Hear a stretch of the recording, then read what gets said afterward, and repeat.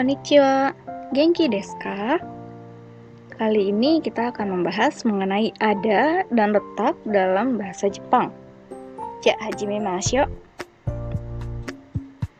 Oke, pertama-tama kita akan membahas ada dalam bahasa Jepang.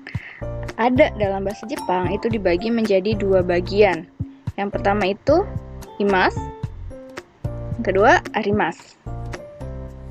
Oke, selanjutnya kita akan membahas nih, apa sih bedanya imasu dan arimasu? Oke, imasu itu digunakan untuk benda hidup. Contohnya itu adalah manusia dan hewan. Oke, sedangkan arimasu digunakan untuk benda mati. Contohnya itu alat tulis, tumbuhan, elektronik, kendaraan, bangunan, dan lain sebagainya. Oke, sampai sini paham ya bedanya antara imasu dan arimasu. Imasu untuk benda hidup, arimasu itu untuk benda mati. Oke, sekarang pola kalimatnya gimana sih? Nah, pola kalimatnya itu kata benda, lalu ga imasu atau ga arimasu. Kata bendanya ini terserah benda hidup atau benda mati, ya, tapi di belakangnya itu mengikuti. Kalau misalkan kata bendanya benda hidup, berarti kita menggunakannya ga imasu. Kalau bendanya benda mati, berarti kita menggunakannya ga arimasu. Oke, selanjutnya kita akan belajar bikin contoh untuk ga imasu, untuk benda hidup. Oke, selanjutnya di sini ada 3 bentuk kata benda untuk yang imasu. Yang pertama itu bentuk positif, lalu bentuk negatif, lalu bentuk kata tanya atau interrogatif. Nah, untuk bentuk positifnya itu imasu.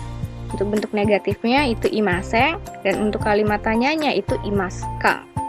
Oke, jadi kalau misalkan kata kerja dalam bahasa Jepang itu untuk menandakan dia positif, negatif, atau interrogatif atau kalimat tanya, itu tinggal dilihat belakangnya.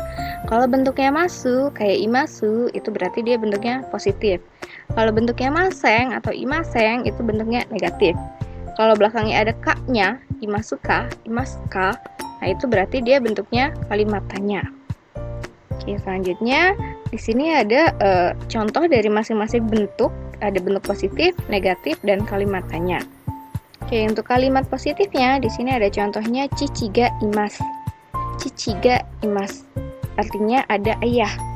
Kalau untuk negatifnya di sini ada neko ga imaseng.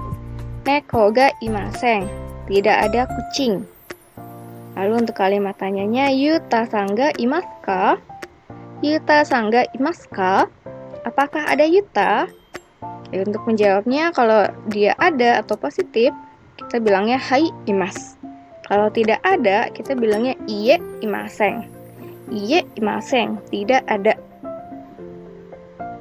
Oke, selanjutnya kita akan bikin contoh tentang arimasu untuk benda mati. Nah, di sini juga ada 3 bentuk ya, ada arimasu, arimaseng, dan arimasu-ka. Untuk positif, negatif, dan tanya. Oke, contohnya di sini ada untuk yang positif, contohnya di sini ada hon ga arimasu. Hon ga arimasu, yang artinya ada buku. Untuk bentuk negatifnya di sini ada hasami ga arimaseng. Hasami ga arimaseng, artinya tidak ada gunting. Untuk kalimat tanyanya di sini ada kuruma ga arimasu ka? Kuruma ga arimasu ka? Apakah ada mobil? Jika ada, kita jawabnya hai arimasu. Hai arimasu, iya ada. Kalau tidak ada, kita bilangnya iye arimaseng. Iye arimaseng, tidak ada. Oke, kita tadi udah membahas mengenai imasu dan arimasu. Dan juga polanya, yang imasu itu untuk benda hidup dan arimasu itu untuk benda mati. Oke, selanjutnya kita akan membahas mengenai letak dalam bahasa Jepang. Oke, di sini udah ada gambar ya. Di sini udah ada gambar dari pojok kiri atas sampai pojok kanan bawah itu adalah letak dalam bahasa Jepang. Oke, untuk yang pertama itu ada ue. Ue yang artinya atas. Selanjutnya ada shita. Shita yang artinya bawah. Selanjutnya ada mae. Mae yang artinya depan. Lalu ada usiro. Usiro yang artinya belakang. Selanjutnya ada naka. Naka yang artinya dalam. Lalu tonari. Tonari yang artinya samping. Dan yang terakhir itu ada chikaku. Chikaku yang artinya dekat, di dekat. Oke, di sini ada 7 kata tunjuk. Ada atas, bawah, depan, belakang, dalam, samping, dan dekat. Oke, sekarang kita bahas mengenai pola kalimatnya dari dari cara menunjukkan letak. Oke, di sini bumpunya atau polanya ada kata benda 1, lalu partikel wa, selanjutnya kata benda 2, lalu no.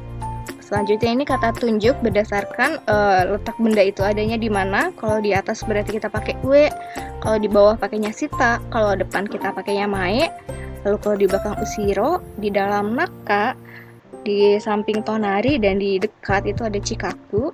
Nah, selanjutnya ini ditutup menggunakan ni imas atau ni arimas. Ni itu kita bisa artikan di. Untuk penggunaan imas dan arimas, kalau misalkan kita mau menunjukkan benda hidup, berarti kita menggunakannya ni imas. Kalau misalkan kita menunjukkan benda mati, berarti kita menggunakan ni arimas. Oke, di sini ada 2 kata benda ya, yang mungkin bakalan bingung buat kita. Kebingungan kita, ada kata benda 1 dan kata benda 2. Untuk kata benda 1 itu adalah benda yang akan ditunjukkan, atau kita bisa sebutnya subjek. Misalkan kita akan menunjukkan kucing, berarti subjek kita kucing. Kalau kita akan menunjukkan buku, berarti subjek kita itu adalah buku. Oke, untuk kata benda 2-nya itu adalah posisi subjek. Subjeknya itu ada di mana? Kalau misalkan kita ingin menunjukkan kucing ada di atas pohon, berarti itu subjeknya kucing, dan pohon itu adalah posisi subjeknya, kata benda 2. Oke, nah, biar lebih jelas kita akan bikin contohnya. Di sini ada 2 gambar ya, gambar 1 dan gambar 2. Di sini ada pertanyaan, doko ni imasu ka? Doko ni imasu ka? Ada di mana? Oke, karena menggunakan imas berarti yang ditanyakan itu adalah benda hidup. Oke, untuk gambar yang nomor 1 dulu. Oke, kita akan menyebutkan kucing itu adanya di mana sih? Oke, kalau kita ingin menyebutkan kucing ada di bawah meja. Jadi kata benda 1-nya itu ya kucing, dan kata benda 2-nya itu adalah meja. Benar. Oke, kucing ada di bawah meja. Masih ingat di bawah kan? Ya, sita. Oke. Nah, berarti bahasa Jepangnya kucing ada di bawah meja adalah neko wa tsukue no shita ni imasu. Neko wa tsukue no shita ni imasu. Kucing ada di bawah meja. Oke, selanjutnya untuk gambar nomor 2. Untuk gambar nomor 2 yang akan kita sebutkan adalah si perempuan ini. Perempuan ini ada di depan otera atau misalkan kuil. Misalkan kita sebut saja perempuan ini namanya Hitomi-san. Hitomi. Kalau ingin menyebutkan Hitomi ada di depan kuil, berarti kata benda 1-nya adalah Hitomi, lalu kata benda 2-nya adalah kuil. Kalau Hitomi ada di depan kuil, bahasa Jepangnya yaitu Hitomi-san wa otera no mae ni imasu. Hitomi-san wa otera no mae ni imasu. Hitomi ada di depan kuil. Oke, Selanjutnya kita masih bikin contoh. Di sini ada pertanyaan doko ni arimasu ka? Doko ni arimasu ka? Ada di mana? Yang ditanyain arimas ya. Oke, di sini ada gambar, ada barang-barang yang di atas meja. Di sini ada buku, ada telepon, ada foto, ada penghapus, lalu ada kertas dan ada pensil. Oke, kalau misalkan kita ingin menyebutkan buku ada di atas meja, bahasa Jepangnya yaitu Hon wa tsukue no ue ni arimasu. Hon wa tsukue no ue ni arimasu. Buku ada di atas meja. Oke, contoh selanjutnya, kalau kita ingin menyebutkan pensil ada di dekat buku.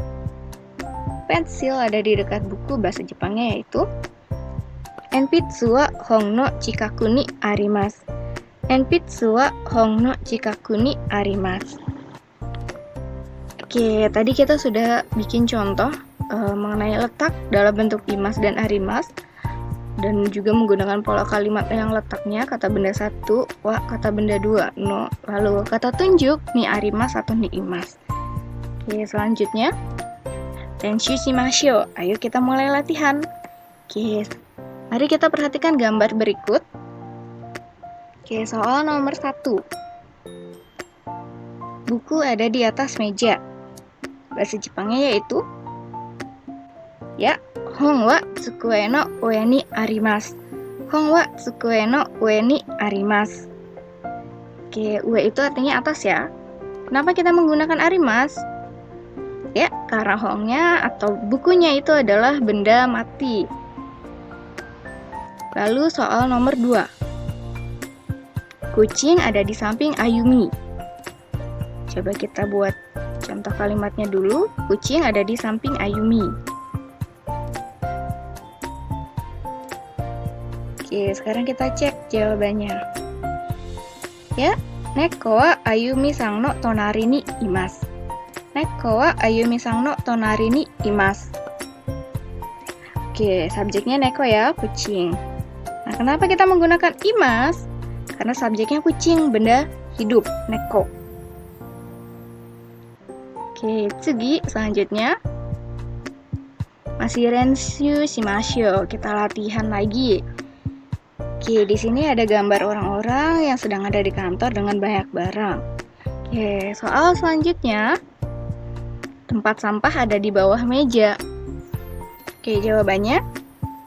Ya, gomi bako wa tsukue no shita ni arimasu. Di sini kita menggunakan arimasu ya.